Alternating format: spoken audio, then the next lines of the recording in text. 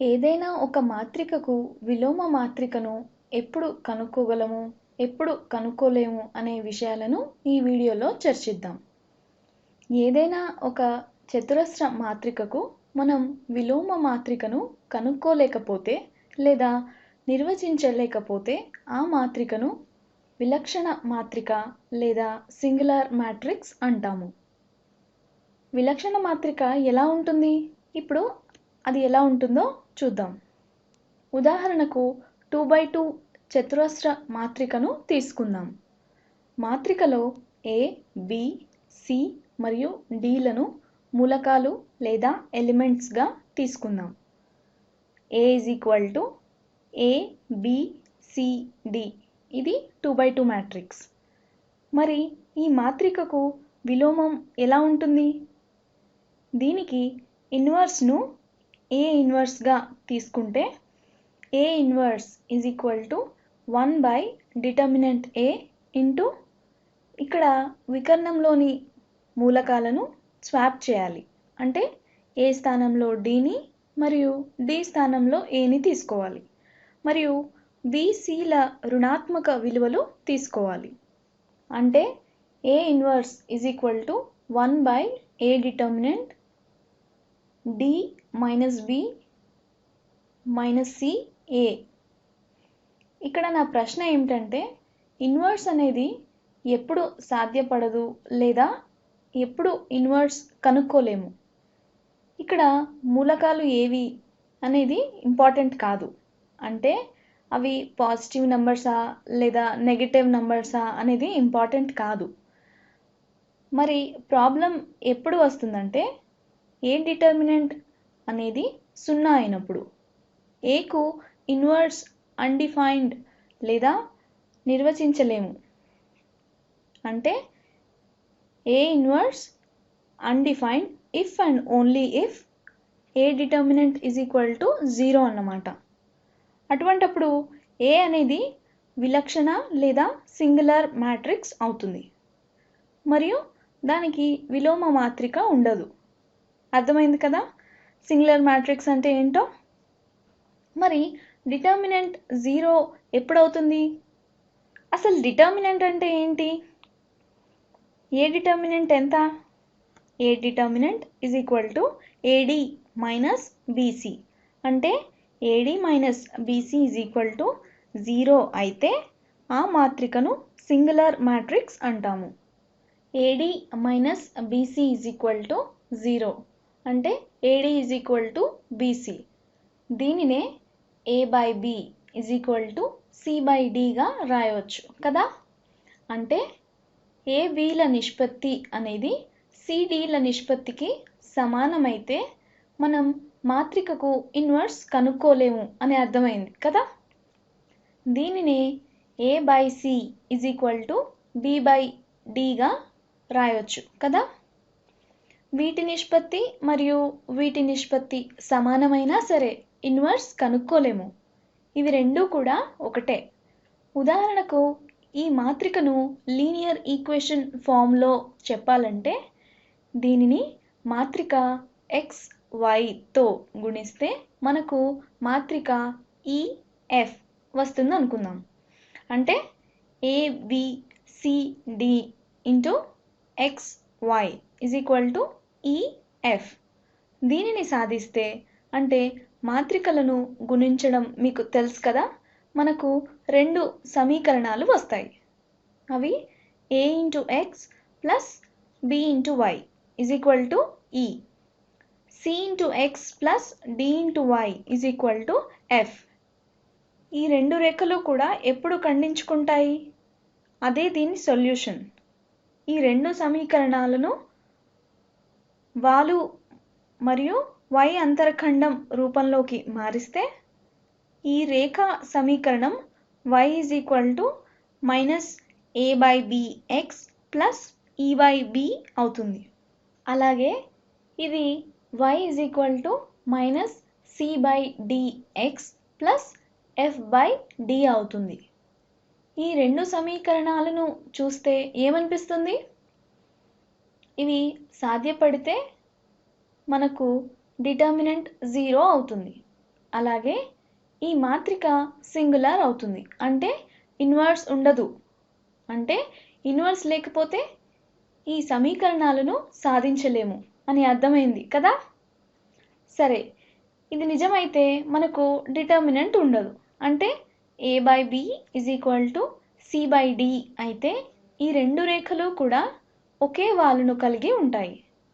అంటే రెండు వేర్వేరు రేఖలు ఒకే వాలును కలిగి ఉంటే అవి సమాంతరంగా ఉంటాయి కదా. అంటే ఈ రెండు రేఖలు సమాంతర రేఖలు. అంటే ఇవి రెండు రేఖలు ఖండించుకొనబడవు. వీటినే నేను గీసి చూపిస్తాను. ఇది ఈ రేఖ, దీని y అంతరఖండం e/b అంటే ఇక్కడ ఉంటుంది. మరియు ఇది రెండవ రేఖ. ఈ రేఖ దీనికి పైన ఉంటుందా లేక కింద ఉంటుందా అనేది నాకు తెలియదు, కానీ సమాంతరంగా ఉంటుంది, అది మాత్రమే తెలుసు. ఇలా ఉంటుంది. దీని y ఇంటర్సెప్ట్ f/y. కాబట్టి e/b మరియు f/y అనేవి రెండు వేర్వేరు పదాలైతే అవి రెండూ కూడా సమాంతర రేఖలు మరియు ఖండించుకొనబడవు. కాబట్టి సొల్యూషన్ అనేది ఉండదు. a/b అనేది c/dకు సమానమైతే ఆ మాత్రిక సింగులర్ అని చెప్పుకున్నాం కదా. అలాగే రెండు రేఖలు సమాంతరాలు అని తెలుసుకున్నారు కదా. మీరు అనొచ్చు, ఒకవేళ e/b మరియు f/y సమానమైతే ఏమవుతుందని. అంటే ఇది మరియు ఇది సమానమైతే ఒక రేఖపై మరొక రేఖ ఉన్నట్టు లెక్క. అంటే ఐడెంటికల్ లైన్స్. అంటే దీనికి సొల్యూషన్ ఇన్ఫినిటీ అవుతుంది. ఒక సొల్యూషన్ను కనుక్కోలేము. దీనినే మాత్రికలకు అన్వయిస్తే గనక మాత్రిక సింగులర్ అవుతుంది. అంటే రెండు రేఖలు సమాంతరంగా ఉన్నా లేక ఒకే రేఖ అయినా ఆ మాత్రిక సింగులర్ అవుతుంది.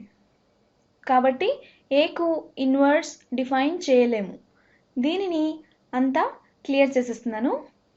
దీనినే సదిశ రాశుల రేఖీయ కలయికకు వర్తింపజేసినప్పుడు ఇలా ఉంటుంది. AC అనేది ఒక సదిశ లేదా వెక్టర్ ఇంటూ x ప్లస్ సదిశ BD ఇంటూ y = సదిశ EF. దీని అర్థం వెక్టార్ AC మరియు వెక్టార్ BDల కాంబినేషన్ వెక్టార్ EFకు సమానం అవుతుంది. డిటర్మినెంట్ 0 అయితే ఇన్వర్స్ ఉండదని ముందే చెప్పుకున్నాం కదా. ఒకవేళ డిటర్మినెంట్ 0 అయితే a/c = b/d అవుతుంది కదా. కాబట్టి a/c = b/d. ఇది దేన్ని తెలియజేస్తుంది? దీన్ని పటంలో గీసి చూపిస్తాను. ఇది x అక్షం, ఇది y అక్షం. ఈ రెండు వెక్టర్స్ కూడా ఫస్ట్ క్వాడ్రంట్లో ఉన్నాయనుకుందాం. ముందుగా వెక్టార్ AC, ఇది A మరియు ఇది C. వెక్టార్ ఇలా ఉంటుంది. వెక్టార్ BD ఎలా ఉంటుంది? a/c = b/dని c/a = d/bగా కూడా రాయొచ్చు కదా. ఈ రెండు వెక్టర్స్ కూడా సమాన వాలును కలిగి ఉంటాయి. ఇవి రెండూ కూడా పాయింట్ O వద్ద మొదలైతే అవి రెండూ కూడా ఒకే దిశలో ప్రయాణిస్తాయి. అవి రెండూ కూడా వేర్వేరు మాగ్నిట్యూడ్ కలిగి ఉంటాయి, కానీ దిశ సమానం. ఇది పాయింట్ B అయితే ఇది పాయింట్ D అనుకుందాం. వెక్టార్ BD అనేది ఇలా ఉంటుంది. అంటే రెండూ కూడా ఒకదాని మీద ఒకటి ఉంటాయి.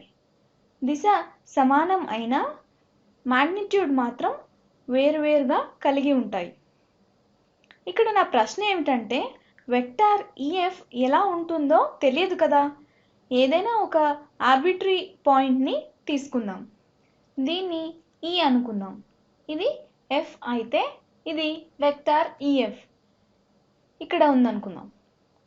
నా ప్రశ్న ఏమిటంటే ఈ రెండు వెక్టార్స్ ఒకే దిశలో ఉండి మరియు వేరువేరు మ్యాగ్నిట్యూడ్ను కలిగి ఉంటే వాటిని కలిపితే లేదా తీసివేస్తే ఈ వెక్టర్ వస్తుందా? రాదు కదా? ఒక పని చేయండి, ఈ రెండింటిని కొలిచి చూడండి, తర్వాత కూడండి.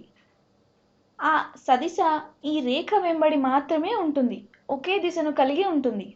ఒకవేళ వేరే డైరెక్షన్లో ఉంటే దీనికి సొల్యూషన్ అనేది ఉండదు. ఒకే దిశను కలిగి ఉండటం వల్లనే ఈ సదిశను పొందగలుగుతున్నాం మరియు దీనిని కొలవగలిగే అవకాశం ఉంటుంది. వాస్తవానికి ఇక్కడ x, yలలో ఇన్ఫైనైట్ నెంబర్ ఆఫ్ సొల్యూషన్స్ ఉంటాయి, కానీ దిశలో మార్పు కనుక ఉంటే అసలు సొల్యూషనే ఉండదు మరియు కాంబినేషన్ అనేదే ఉండదు. కొన్ని వెక్టార్ను తీసుకున్నప్పుడు వాటిలో ఒకే దిశలో ఉన్న వాటిని కూడితే మనకు అదే దిశలో ఉండే మరొక వెక్టార్ వస్తుంది. ఒకవేళ దిశ కొంచెం మారినా మనకు వేరొక దిశ కలిగిన వెక్టార్ వస్తుంది. రెండు వెక్టార్స్ డైరెక్షన్ సేమ్ అయితే వేరే డైరెక్షన్ కలిగిన వెక్టార్ అనేది మనం పొందలేము. సరే, మీకు అర్థమైంది కదా సింగులర్ మ్యాట్రిక్స్ అంటే ఏమిటో. మాత్రికకు ఇన్వర్స్ ఎప్పుడు కనుక్కోలేమో అలాగే డిటర్మినెంట్ 0 ఎప్పుడు అవుతుందో తెలుసుకున్నారు కదా. ఇదే ఈ మొత్తం వీడియోలో సారాంశం. మళ్ళీ కలుద్దాం.